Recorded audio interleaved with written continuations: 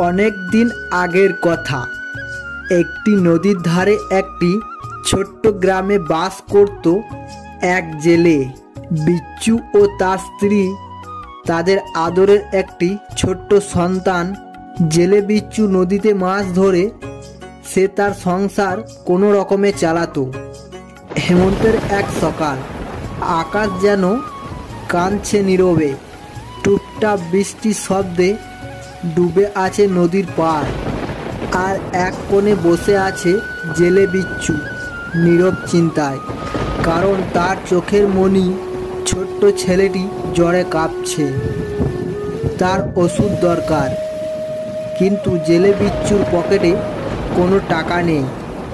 নদী থেকে অন্য জেলেরা ঘুরে আসছে, এসে বলে, বিচ্ছু ভাই, আজ নদীর অবস্থা ভালো নয়, খুব উথাল পাথাল করছে, মাছ ধরতে গেলে খুব বিপদ হতে পারে। সেটা শুনে জেলে বিচ্ছু একটু মুচকি হেসে বলে, ছেলেটা তো আমার অপেক্ষায়, আমি কি ঘরে বসে থাকতে পারি? এরপর জেলে বিচ্ছু ছেঁড়া জাল ও পুরনো নৌকা নিয়ে বিচ্ছু নেমে পড়ে নদীতে।